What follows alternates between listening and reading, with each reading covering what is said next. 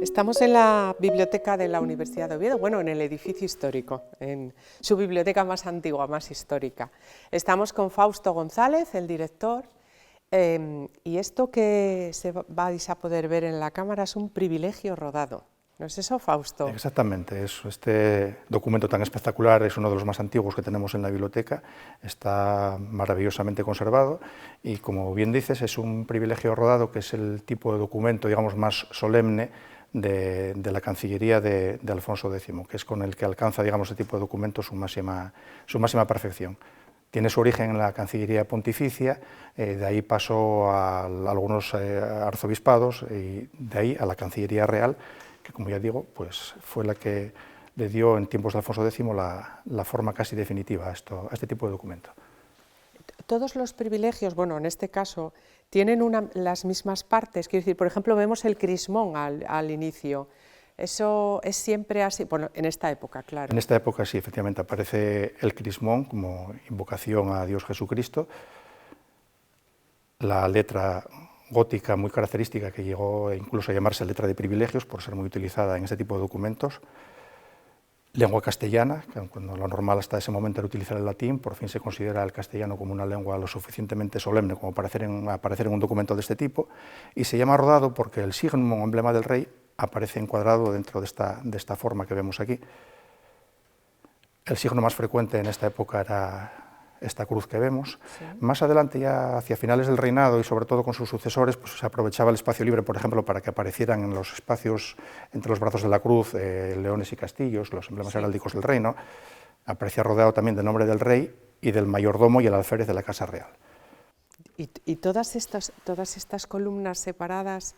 Lo normal era que tuviera 4 columnas de confirmantes, testigos, generalmente personajes de mucha importancia, que no siempre estaban presentes en ese momento, pero que con su nombre daban realce a la importancia del documento en sí. Hablabas también de los castillos y los leones, ¿verdad? Que sin embargo los tenemos aquí en...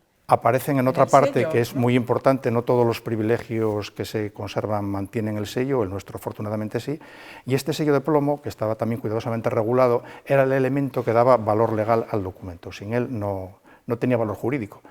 El sello debería ser de plomo, como podemos ver, tenía unas dimensiones más o menos de unos 5 centímetros de diámetro, que eran obligatorias, digamos, y en esta época aparece en el anverso el emblema heráldico de Castilla, que podemos ver aquí, y en el reverso el de León. Claro, porque ya están unificados los reinos. Exactamente, sí, rodeados por el nombre del rey y sujetos siempre con unos hilos de seda, dorado y verde en este caso, a la plica, que es la parte inferior del documento, que se doblaba para dar una mayor resistencia, y a él se sujetaba el sello. Pero el documento continúa, quiero decir, hay una parte que no vemos al estar doblado, es decir, por aquí abajo el documento continúa. No, aquí abajo lo que aparece fundamentalmente es lo que se llama la línea de Cancillería, que es donde aparece el nombre del canciller, los notarios, en fin, los responsables materiales de la elaboración del documento. Y vemos que también, además, está policromado el signo del rey, ¿no? Otra característica propia de esta época, de Alfonso X, porque en el periodo anterior a él ya empezaba a aparecer la rueda, pero no era policromada habitualmente. Ya, colores que, por cierto, están en la rueda del rey, pero también están en los hilos de seda, imagino, ¿no? Curiosamente se repiten en los hilos de seda, imagino que es un hecho voluntario. Sí, es una búsqueda heráldica, de cierto modo, ¿no? Una simbología.